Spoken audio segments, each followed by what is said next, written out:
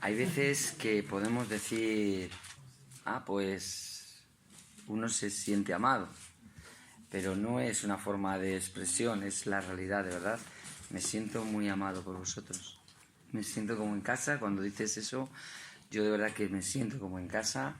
Yo vengo de una iglesia a lo mejor diferente en sus formas, formas de eclesiología, ¿no? De cómo hacemos los cultos y eso, pero sé, no siento, esto de sentir no va mucho conmigo, pero sí sé al hablar con vosotros, al escucharos, al ver cuando oráis, cuando compartís, que el amor de Dios de verdad es una prioridad en vuestras vidas.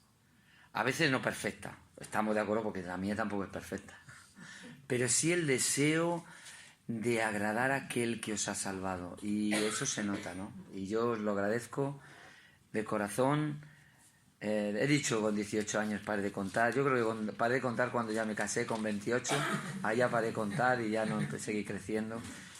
Va a ser una eternidad con el Señor y allí no va a haber edad. Qué bueno es eso. Es un privilegio terminar Marcos.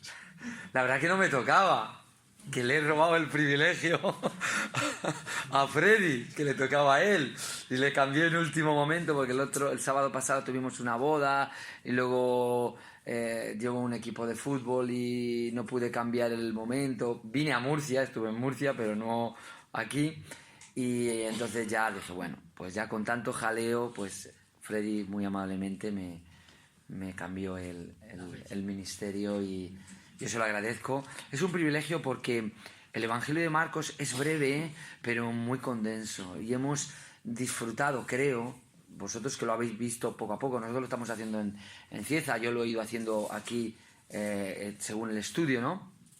Pero hemos ido disfrutando de la historia de Jesús, porque el Evangelio es eso. Si volvemos un poquito la mirada atrás, empezábamos diciendo principio del Evangelio de Jesucristo, Hijo de Dios, como está escrito en Isaías. Así comenzaba el Evangelio de Marcos.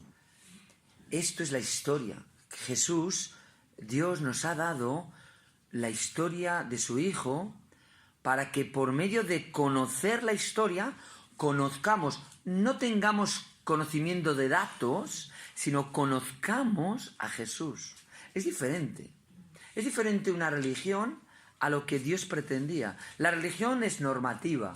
Esto sí, esto no, esto puedo hacerlo, esto no puedo hacerlo, esto en este momento se hace así o en este momento se hace así.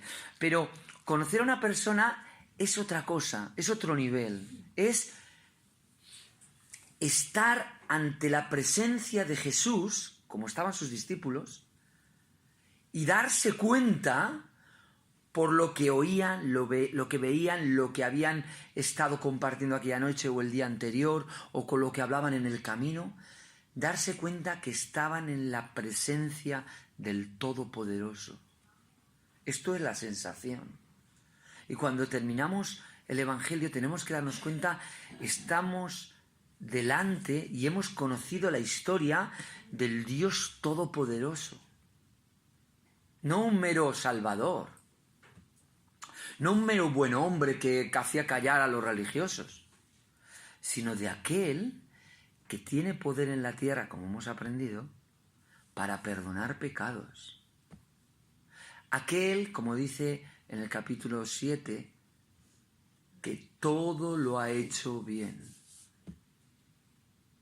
Es increíble poder llegar a tener esta realidad y esta relación en la vida religiosa, entre comillas. Que no quieren una vida religiosa, sino que de verdad hay algo real en nuestras vidas con Dios. Que la gente puede decir, date, es que esta gente se lo cree. Es que esta gente vive porque cree lo que está creyendo, lo que dice su mente, lo que dicen sus labios, se lo están creyendo, por eso actúan de esta manera, por eso se comportan de esta manera, por eso son así. Yo creo que es la intención del Señor, una relación. Lo hemos dicho muchas veces, una frase de taza para tomar café, no es religión, es relación, ¿no? No sé si hay alguna taza que dice eso, podría verla perfectamente. Y es la realidad, es la relación. Al final, Marcos, después de que hemos visto la gloriosa aparición del Señor, pues en Marcos dice así, en el versículo 15 hasta el 20, ya se ha aparecido a todos. Ahora estamos, si alguno recuerda, en Hechos de los Apóstoles, capítulo 1, cuando el Señor se está despidiendo y Él entonces dice así, y les dijo, id por todo el mundo y predicad el Evangelio a toda criatura. El que creyere y fuere bautizado será salvo, mas el que no creyere será condenado. Y estas señales seguirán a los que creen. En mi nombre echarán fuera demonios, hablarán nuevas lenguas, tomarán en las manos serpientes, y si bebieren cosa mortífera, no les hará daño. Sobre los enfermos pondrán sus manos y sanarán. Y el Señor, después que les habló, fue recibido arriba en el cielo y se sentó a la diestra de Dios. Y ellos, saliendo, predicaron en todas partes, ayudándoles el Señor y confirmando la palabra con las señales que la seguían. Amén. Es un momento que tenemos que pensar qué es fundamental en este párrafo. ¿Por qué termina así? Bueno, tendríamos que pensar por qué el Evangelio de Marcos, a partir del versículo 9, habiendo pues recibido Jesús ha resucitado Jesús por la mañana, el primer día de la semana, y parece que todo va muy precipitado. Hemos tenido un tiempo de mucha lentitud, ¿os acordáis? Desde la cena, todo lentitud. Cuando al principio el Evangelio iba y el Señor hizo, y de repente hay un momento de mucha lentitud en la narrativa de Marcos, y termina otra vez, ¡bum!, volando. Hay personas que piensan que es porque no debería de estar estos textos aquí. No sé si lo habéis visto, sí. ¿Lo mirasteis? Sí. Vale, el contexto, la crítica textual, ¿no? Vale, yo no voy entonces a entrar mucho en esto, porque a mí me toca un versículo que sí está ya desde el siglo II. Es decir, hay personas que dicen, bueno, es que este final de Marcos parece que ha sido ahí puesto como para poner en nuestra mente, a lo mejor, es mi pensamiento, sobre todo los teólogos que les gusta mucho quererlo cuadrar todo, para poner en nuestra mente como que, esto no sabemos si es palabra de Dios. Pero en el siglo II, Ireneo menciona el versículo 19. Y el Señor, después que les habló, fue recibido arriba en el cielo y se sentó a la diestra de Dios. Y esto lo dice Marcos. Así que, claro, es un solo texto. La crítica textual no es ciencia pura, ¿vale? ¿Qué quiero decir? Que gracias a Dios tenemos esta compilación de las Escrituras. Y si el Dios en quien creo es todopoderoso para traer a mis días versiones, sea esta, la versión internacional, las Américas, la Nacarcolunga o las Paulinas o la King James, cualquier versión que podamos ver. Hay muchas más. Yo es que hablo de las que más o menos me gustan. Pero han llegado a nosotros y eso es palabra de Dios. No es palabra de Dios la traducción del Nuevo Mundo de los Testigos de Jehová. Ya os lo digo, hermanos, hermanas, eso no es palabra de Dios porque no es ni Biblia, ni un Nuevo Testamento. Es una traducción libre, es una interpretación o es una perversión de las Escrituras, total y absoluta. Pero bueno, todas las demás versiones que hay, sean católicas, ortodoxas, protestantes, ahí están. Y Dios nos las ha traído a nuestros días y nos ha metido este texto que algunos dicen, bueno, puede ser que no. Mirad, no contradice nada a Mateo, a Lucas, a Juan. Hay textos en el siglo II que ya lo corroboran que existía. Entonces, podemos decir que del siglo II al siglo IV, pues a lo mejor alguien lo omitió o se omitió. ¿Vale? Que sea así es muy necesario, porque el libro de Marcos era muy rápido. ¿Qué quería explicar Marcos? El Evangelio del Hijo de Dios. ¿Dónde termina el Evangelio del Hijo de Dios? Con la resurrección. La crucifixión habla de las buenas nuevas de Dios para el hombre. Lo demás puede decirlo rápido, porque no es necesario, necesariamente o estrictamente necesario que se pare punto a punto, ¿vale? Yo lo digo para vuestra confirmación en fe y para que estéis convencidos y seguros de que tenemos la palabra de Dios más segura, la palabra profética más segura, como dice el apóstol. Es así. Así que es palabra de Dios. Y como ya os hablarían de más sobre este tema, con esto zanjo esa problemática, como me tocaba a mí este texto. Y justamente el 19 sí hay un texto mucho más antiguo que todos los demás. Siglo II estamos hablando del 100 y pico. Marcos murió en el siglo, no existe el siglo I, el 0, en el 70, 60, 70, 80, ¿vale? Es decir, menos de 100 años ya hay, en el 180, Ireneo escribió acerca de las herejías. Era una carta contra las herejías. Y menciona un texto de Marcos, que algunos hoy en día, bueno, la alta crítica ha hecho mucho daño a la cristiandad, sobre todo la alta crítica del siglo XX, principios del siglo XX, finales del siglo XIX, donde Darwin puso de patas arriba todo. ¿Por qué? Porque la cristiandad estaba inmersa en religión. Y entonces les pilló a pie cambiado. Pero había hermanos que no estaban a pie cambiado. Y ellos pudieron defender la verdad. ¿Por qué? Porque la verdad se defiende sola. Vale. Así que dicho esto, ponemos a nuestro texto. Final de Marcos. Un mandamiento. Un mandamiento. En esta relación con Dios, Dios nos pide una cosa. ¿Qué pide? Que vayamos a predicar el Evangelio. No pide nada que Él no haya hecho. Porque ¿qué dice Marcos en el capítulo 1? Cuando es encarcelado Juan, Marcos 1:15 dice,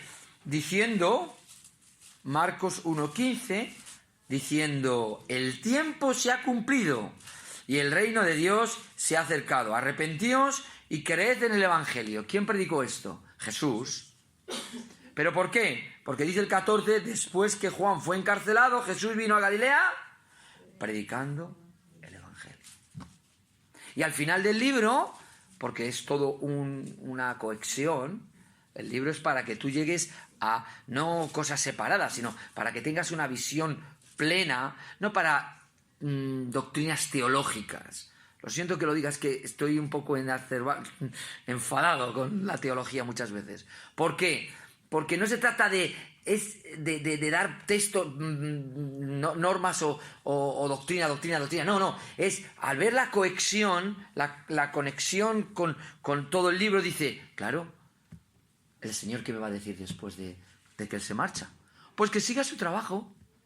Que siga su trabajo. Su trabajo en el comienzo era fue y predicó el Evangelio. ¿Y qué dijo? El reino de Dios se ha acercado. Arrepentíos y creed. Es importante lo que Él predicó. El Evangelio no es otra cosa. El Evangelio no es algo social solamente. El Evangelio no es quedar bien con el mundo, no. El Evangelio no es pasar de lado para no molestar, no. Porque la historia de Marcos, pues molestó a muchos. Y no tenía por qué enfrentarse. Molestaba por el mero hecho de vivir lo que Él había venido a hacer. Y a nosotros vamos a molestar con el mero hecho de vivir lo que Cristo quiere que vivamos. Es así de sencillo. Y cuando predicamos el Evangelio, tenemos que decir arrepentidos. Y esa palabra pecado, que no gusta decir hoy en día, existe. Y todos hemos pecado. Y todos estamos apartados de la gloria de Dios, porque todos estamos muertos en nuestros delitos y pecados. ¿Qué es lo que significa estar apartado de la gloria de Dios? ¿Por qué? Por cuanto todos pecaron. Dice Romanos 3. Y la paga de ese pecado es muerte. Hay que predicarlo todo. Y el regalo de Dios, Romanos 6:23, es vida. Porque la paga del pecado es muerte, mas la dádiva de Dios es vida eterna en Cristo Jesús, no en cualquier cosa. Hay personas que son muy buenas, humanamente hablando, y parece que nos da apuro decir, si no se convierte, van a ser condenados. Hay que predicar el Evangelio, no algo sucedáneo. Hay que estar convencidos que si yo no predico el Evangelio, no puede hacer el efecto en la vida para tener vida. Si yo predico otra cosa, si yo estoy enseñando una clase de matemáticas, vosotros jamás saldréis licenciados en historia. En tal caso, si me atendéis, pues sabréis algo de matemáticas. No licenciados, pero algo de matemáticas sabréis. Pero el mundo necesita oír el Evangelio. Y los cristianos tenemos que predicar el Evangelio. Porque la gente tiene que saber del Evangelio, no de cualquier otra cosa. No vale cualquier cosa. Hay que ganar la oportunidad. El otro día me invitaron a la boda de mi cuñada, fui yo el que la ofició. Y yo dije, yo voy a predicar el Evangelio. Cosas del amor, también se dicen, venga. Pero lo fundamental es que las personas salgan de allí sabiendo que necesitan una relación con Dios porque el pecado ha hecho una separación. No Dios. Dios está dispuesto a ser hallado. Buscadme, dice Primero de Crónicas. Y él fue hallado de ellos. Esto lo va diciendo una y otra vez, Primero de Crónicas, una y otra vez. Dios quiere ser hallado, pero nosotros tenemos que predicar el Evangelio. No es nuestros razonamientos. Id y predicar el Evangelio. El Evangelio no es razonar, intentar combatir. El otro día hablaba alguien con un testigo de Jehová y yo pensé, no, hay que decir... Y luego piensa, para. No hay que decir nada. Hay que predicar el Evangelio. Yo no tengo que demostrar si Jesús es Dios o no es Dios. No tengo que demostrarlo. Es que sin Jesús no hay vida eterna. Es que sin la muerte de Cristo tus pecados siguen sobre ti y no puedes librarte de ellos. Por muchas buenas obras que hagas, por mucha religión a la que pertenezcas, por muchos cultos que hagas. Entonces lo fundamental es presentarle a Cristo, como dice el apóstol. Y os presentamos a Cristo, ¿y a Cristo cómo? Crucificado. Esto es lo que necesita oír el mundo. Cristo crucificado por nuestros pecados, por tus pecados, por mis pecados. No por nuestras faltitas, o porque quiso dar un buen ejemplo a esta humanidad.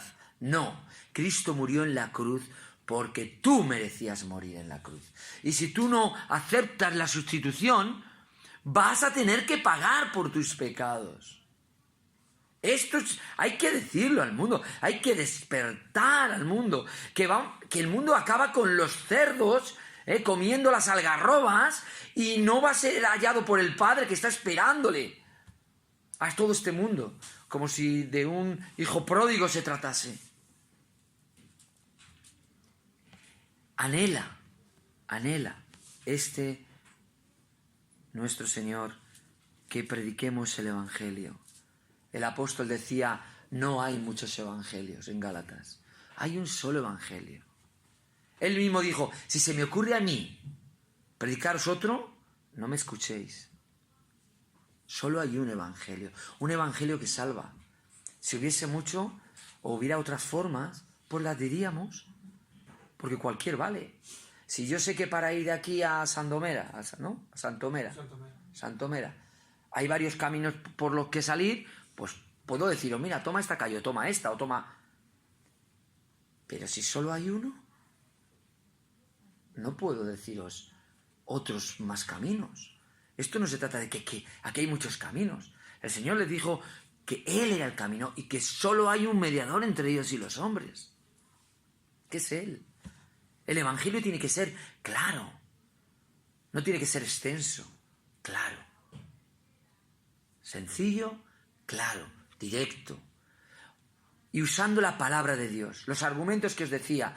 ¿Por qué voy a discutir con esta religión? Porque muchas veces en los seminarios o en las escuelas teológicas nos enseñan a cómo debatir con un católico. Cómo debatir con no sé qué. Cómo debatir con un musulmán. Yo nunca oí al Señor decirles, oye, cuando vayáis a Galilea vais a hablar así. Cuando vayáis a Egipto, vuestra forma, vuestras preguntas va a ser... Cuando vayáis a Roma, pues tenéis que tener esta táctica de evangelización. No.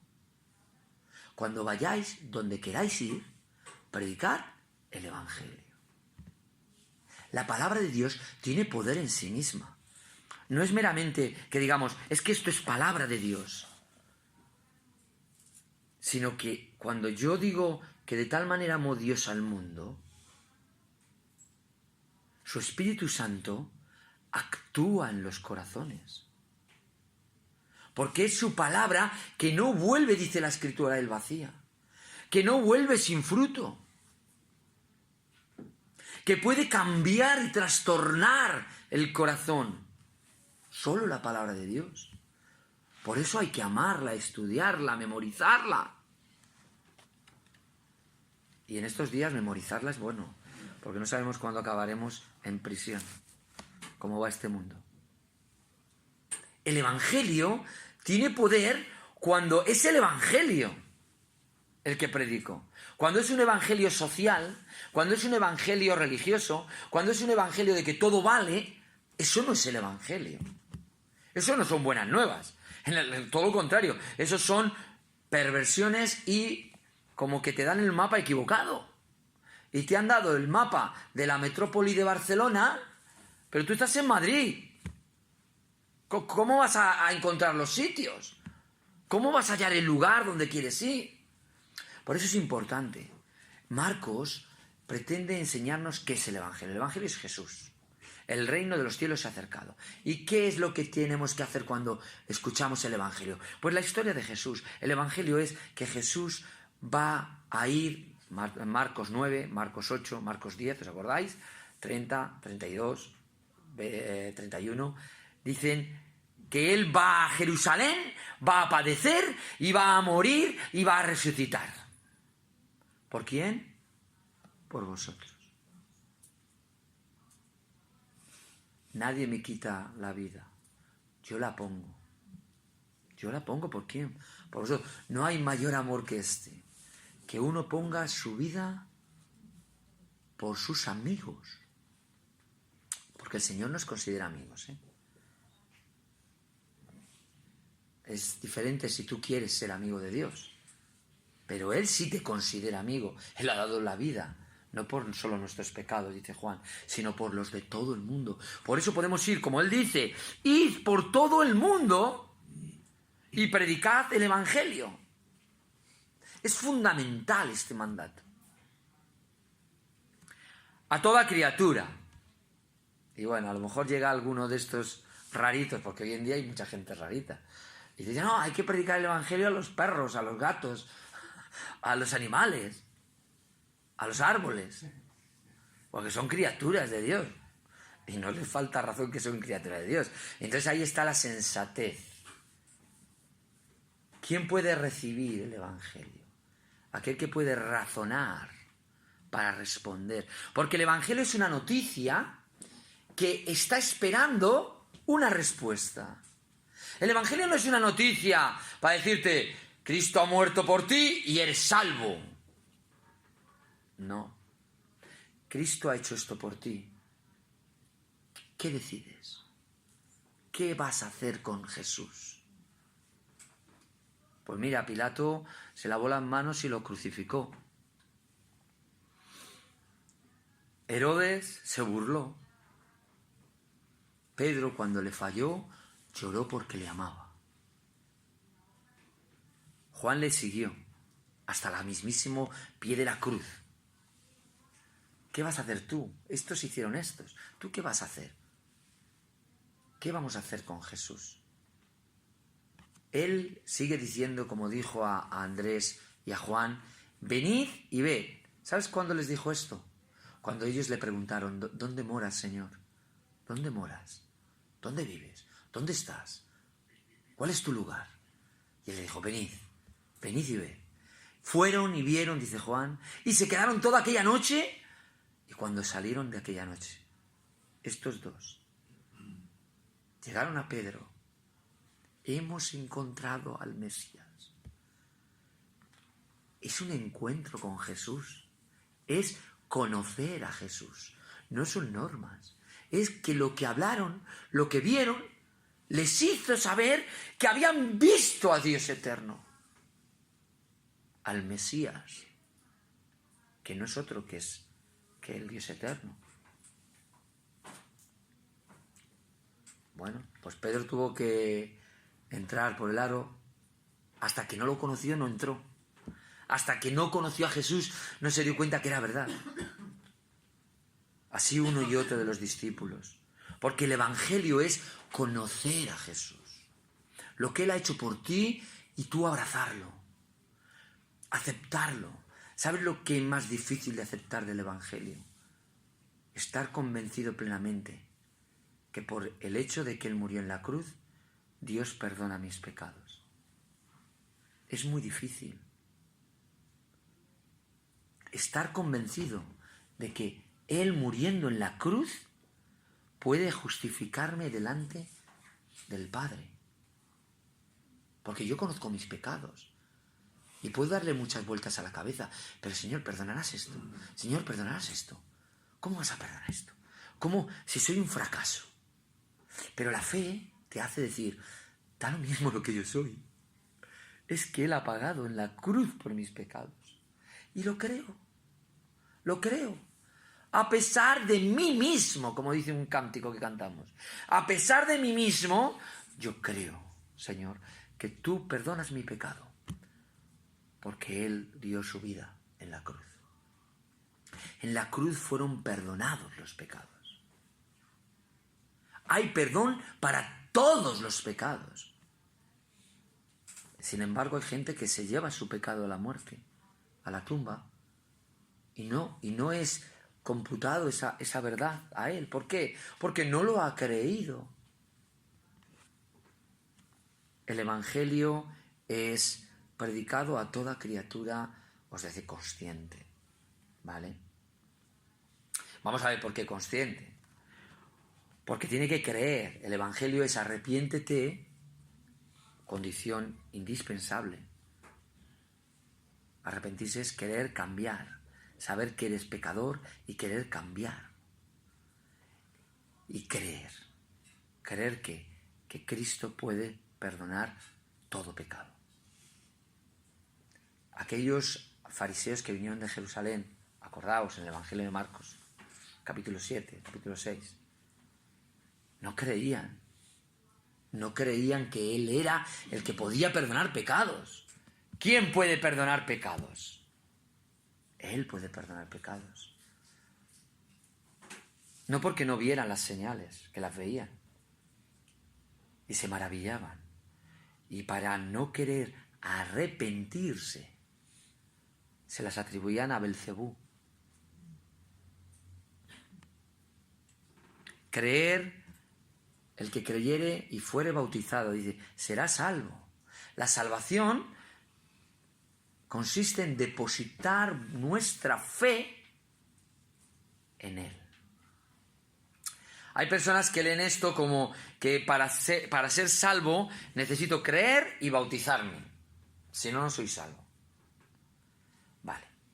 El bautismo no es condición sine qua non, diríamos, para ser salvo. ¿Por qué? Porque hay muchas personas que fueron salvas sin ser bautizadas.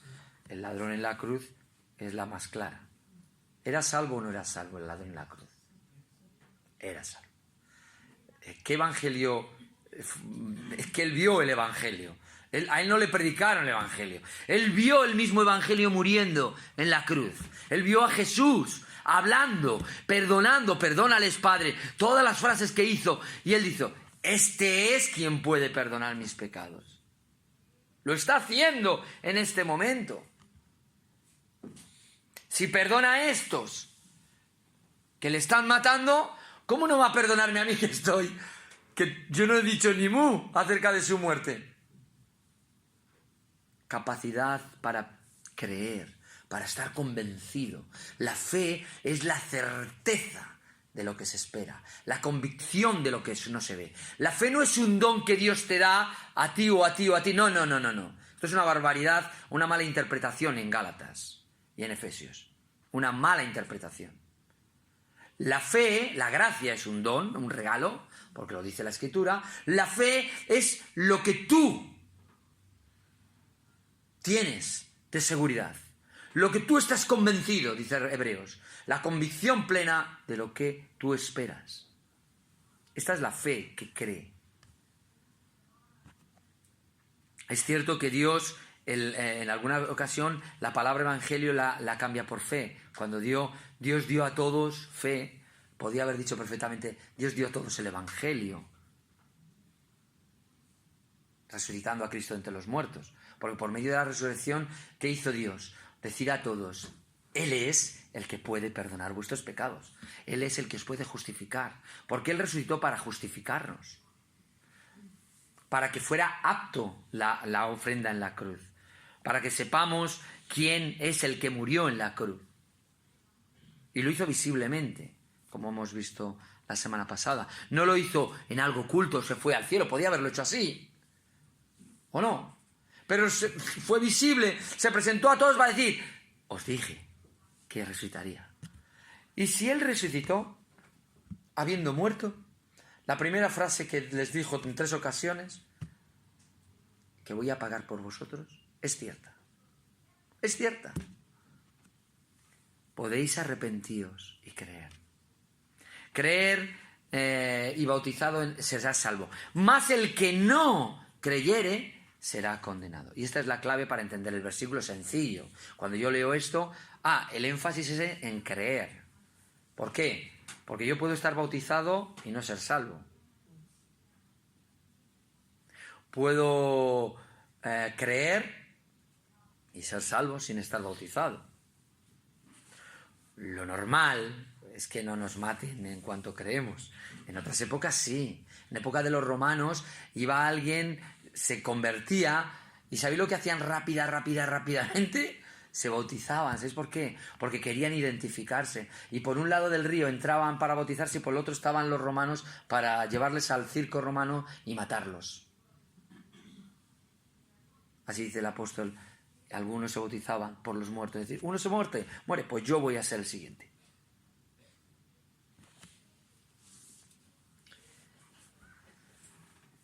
Mas el que no creyere. El fundamento de esta expresión es claro, ¿no? La salvación viene por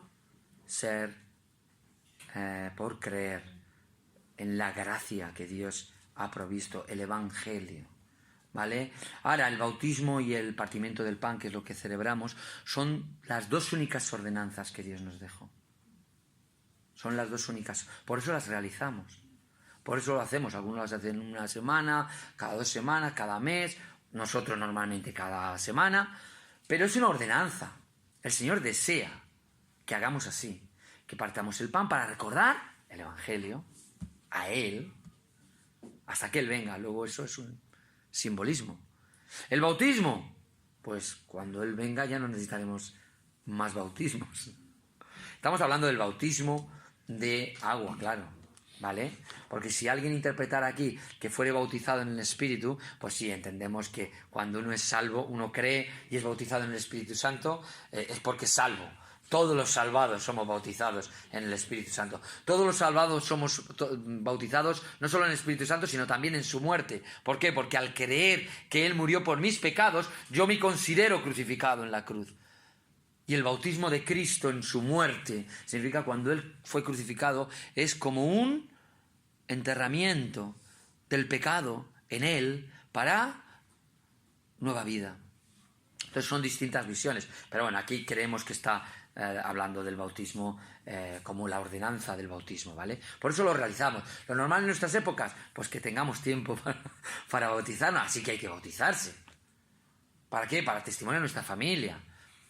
Pero os dais cuenta que tiene que creer, es decir, esa criatura, a toda criatura, no puede referirse a criaturas irracionales. Por eso no estamos de acuerdo con el bautismo de niños. Porque un niño no tiene la razón suficiente para poder decidir. No sé la edad, hay niños con 8 años que se han bautizado y hasta los 90, hasta que se los llevó el Señor, han andado en los caminos del Señor y menudos caminos más maravillosos. ¿Vale? Cada uno sabe cuándo madura. Pero tienes que creer, tienes que tener la capacidad de recibir la información y aceptar o no aceptar el Evangelio. Así que el bautismo simplemente es el simbolismo de que yo he muerto al pecado y soy resucitado con Cristo. Que yo me identifico con Cristo en su muerte y soy resucitado con Cristo. Y es un simbolismo como el partimiento del pan y el tomar del vino y de la copa, ¿vale? Eso como un poco añadido, me imagino que ya lo habréis dado en algunas clases. Estas señales, ahora este es el párrafo un poco más escabroso, porque dice, estas señales seguirán a los que creen. En mi nombre echarán fuera demonios, hablarán nuevas lenguas, tomarán en las manos las serpientes y si bebieren cosa mortífera no les hará daño. Sobre los enfermos pondrán sus manos y sanarán. Ahora, uno llega aquí y dice, ¿esto pasa? ¿Cuánto quisiera que yo, que creo en el Señor, fuese con mis manos aquí está el mesegué, ¿no? Aquí el mesegué. Y a todos los que están en esta puertecita que hay aquí a un lateral, que están todos los de oncología, poder llegar, ahí están todos enchufados, y lo sé porque mi hijo estuvo enchufado así, poniéndoles la mano a todos y decir, hala, iros a casa que no tenéis cáncer. Pero esto no pasa. Esto no pasa. Entonces hay que interpretar la Escritura como hay que interpretarla. Esto de hablar lenguas, esto de poner las manos. Si me muerde una serpiente, como no me den el antídoto, me muero. No sé cuántas serpientes habéis visto, pero si vais por el norte, que no os pique una víbora. Que parece mentira que en España no haya muchas serpientes, pero la más mortífera del planeta vive allí. Vive en Galicia, y en León, y en la zona de montaña. Hombre, no te dejes morder y diga, no, yo soy cristiano, no necesito antídoto. Bueno, pues vete haciendo testamento, si te da tiempo.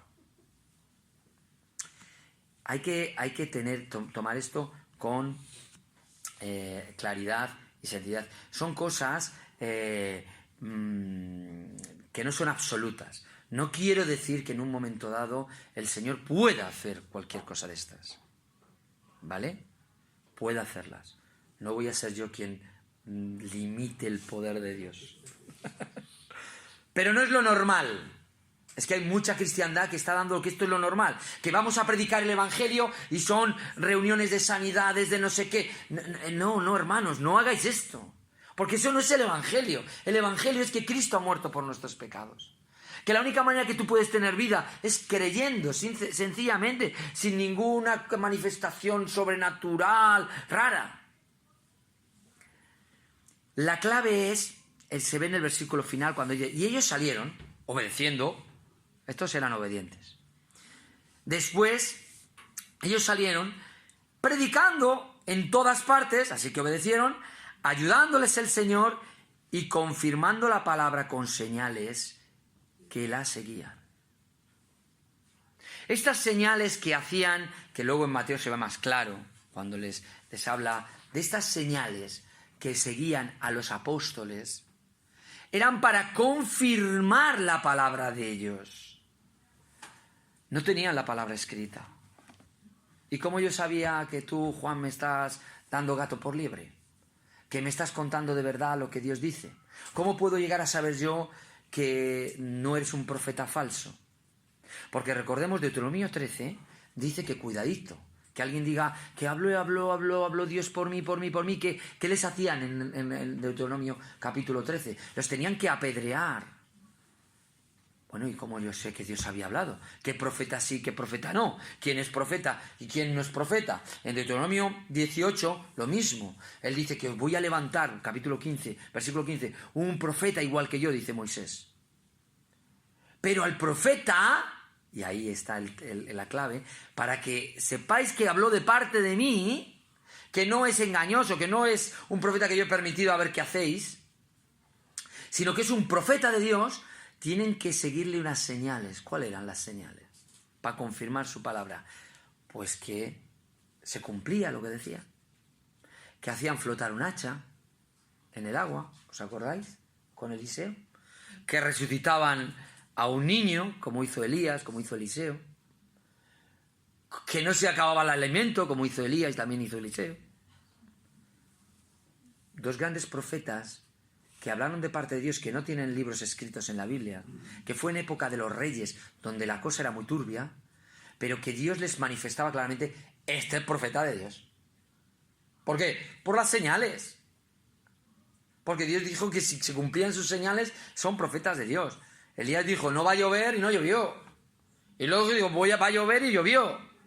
Así que, si luego viene Elías a contarme lo que Dios le ha dicho, orejas como Dumbo, ¿no? De elefante, que dicen los niños. Para escuchar. Porque este es un profeta de Dios. Y es lo que dice Pablo. Que se confirmaba la palabra que predicaba Pablo, que no era de los 12. ¿Pero por qué se confirmaba? Porque él tenía poder. Él resucitó muerto en Turquía, en el primer viaje misionero. A él le mordió allí en Malta una serpiente. Y hizo así. Una víbora. Ahí también hay víboras. Y ya está. Y todos esperando que se muera. Pero esto confirmó para que la gente supiera, oye, lo que nos va a decir es de parte de Dios. Así que, mientras no estaba la palabra de Dios, entendemos que Dios dejó ciertos milagros poderosos, visibles, para que la gente pudiera creer. O que llegase Pablo, que no sabía español, hispano en aquel momento, y pudiese predicar ahí en Tarragona, si llegó a Tarragona, dicen, ¿vale? Y pudiera predicar en la lengua hispana. Y todo lo entendieran. Porque esto no se trata de lenguas raras, se trata de lenguas como en Pentecostés, que era una lengua normal, ellos estaban hablando hebreo. En Pentecostés no eran lenguas raras, ellos hablaban hebreo, ¿y qué dicen ellos? Y todos lo entendíamos en nuestros idiomas. Ese es el don de lenguas, Esto de decir cosas muy raras, a mí me da mucho yuyu, porque como no la entiendo, y luego no hay intérpretes. Ese es el problema más gordo aún. Pero me comprendéis, no podemos decir no a las señales, pero cuidado. Porque hay muchas personas que se apartan del Evangelio porque tú les dijiste que Dios iba a sanar a su hijo. Y su hijo se murió de leucemia. ¿Y ahora qué dices? ¡Oh, los propósitos de Dios que son eternos! Ya, eso ya lo digo yo antes, que es lo lógico. Yo oraré y Dios puede obrar, sin lugar a dudas, hermanos. Dios puede obrar. Y hemos visto cosas que son inexplicables. Inexplicables. Pero no son muy pomposas. Son cosas más en iglesias, en pequeñas, entre hermanos, en comunidades. Y de repente oyes, oye, pues allí pasó eso. Pues pasaría. Pero no es algo con bombo y platillo. ¡Bling! Que como el mono este que va dando, ¿no? Que todo el mundo oye. No.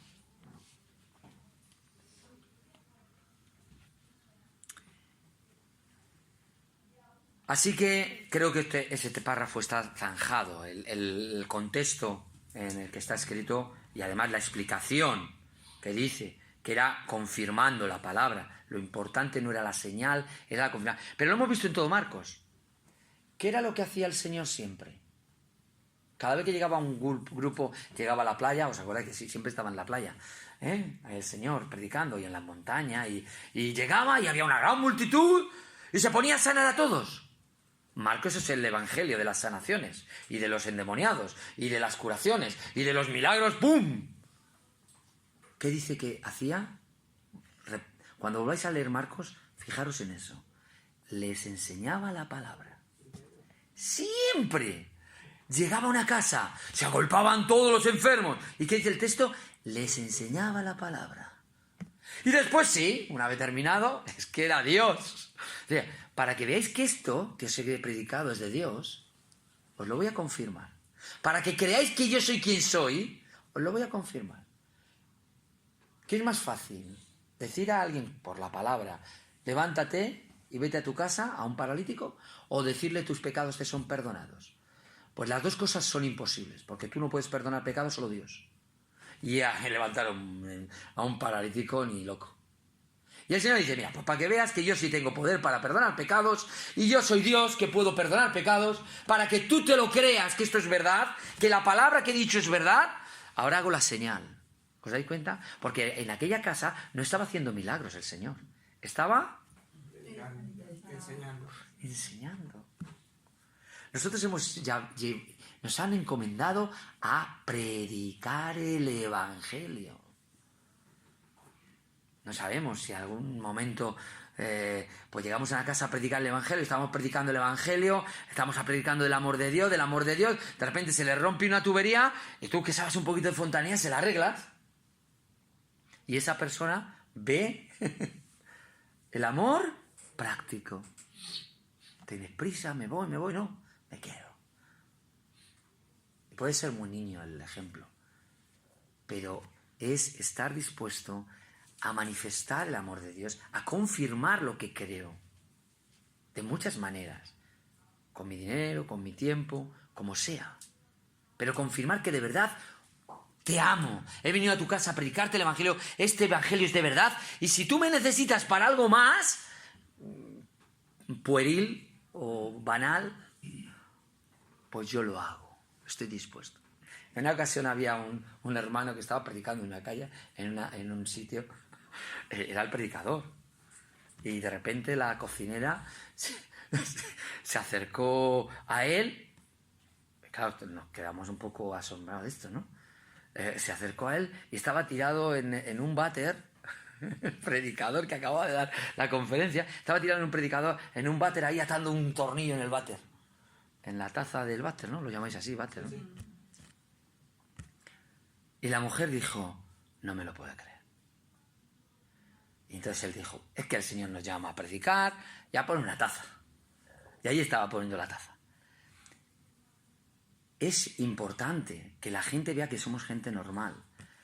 Un amigo mío, de su padre, predicador, maravilloso predicador, de los del siglo pasado y casi del anterior, él decía, lo que me impresionaba era llegar a casa y que aquel gran predicador al que todo el mundo veneraba, jugaba conmigo, a caballito, a otras cosas. Somos gente normal. Nuestra misión es predicar el Evangelio y vivir lo que predicamos. Ser personas. Vamos a ir a esto de matrimonios, ¿no? Porque creemos en el matrimonio. Ahora, ¿vives el matrimonio como lo desea el Señor? ¿Me entendéis? ¿Vives tu familia como lo desea el Señor? ¿Vives tus amistades como lo desea el Señor? ¿Vives la vida de iglesia como lo haría y lo desearía el Señor? Pero esto es imposible. Esto dirá predicar el Evangelio, creer en el Evangelio. Todas estas cosas son imposibles. Porque aunque deseemos hacerlo, es muy difícil. Y entonces tenemos el versículo 19, que es como un jarro de agua para nosotros. Cuando dice, el Señor después que les habló, fue recibido arriba en el cielo y se sentó a la diestra de Dios. Pero bueno, entonces nos ha dejado solos. Tú dices que esto es un jarro de agua fría. ¿No? No, esto es un jarro de agua en el desierto. ¿Por qué? Porque mi pregunta es para vosotros. ¿Dónde está el Señor? ¿Dónde está el Señor? Pues la visión es en su trono alto, ¿no? Ahora mi pregunta varía un poquito. ¿Dónde dijo el Señor que iba a estar? Con nosotros. Lo dice el versículo 20. Ayudándoles el Señor. Mateo es más claro. estaré con vosotros hasta el fin del mundo. Hasta el fin. Esto es lo maravilloso, hermanos, hermanas. Que el Dios Todopoderoso sentado en su trono sigue sirviéndome. Porque no viene a dirigir la evangelización o dirigir mi vida. No. Viene a ayudarme. Y entendemos lo que es la ayuda, ¿no? El que va adelante es el que va adelante. Y el que ayuda normalmente es el que le da la provisión. El que sirve. Porque el Señor estuvo entre nosotros como el que sirve.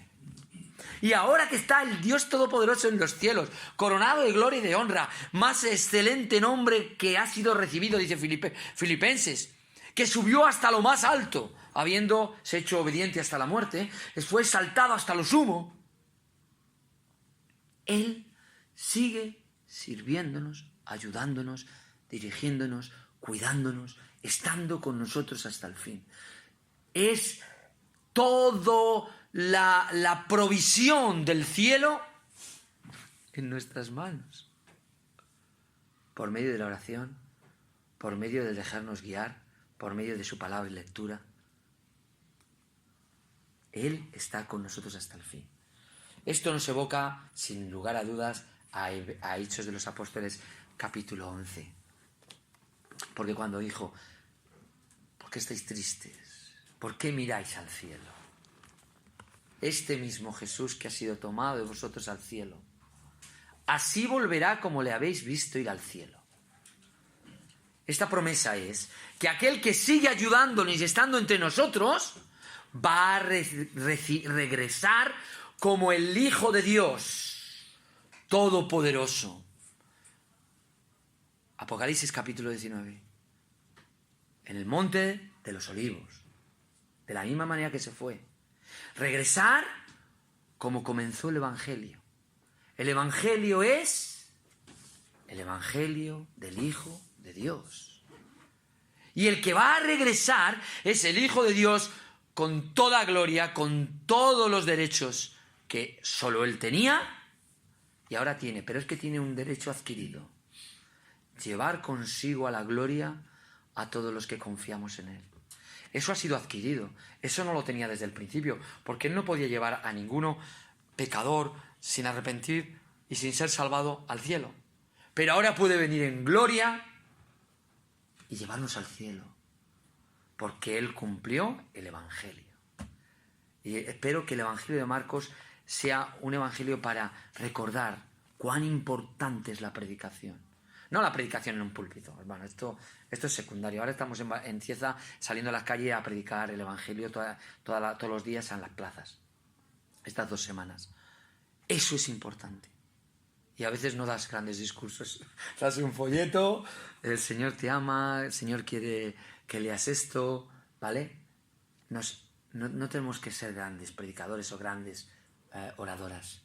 Tenemos que ser cristianos de verdad, comprometidos, que saben que quien está detrás de nosotros y de su obra es Él. Así que gloria a Dios que nos ha invitado a entrar en sus labores.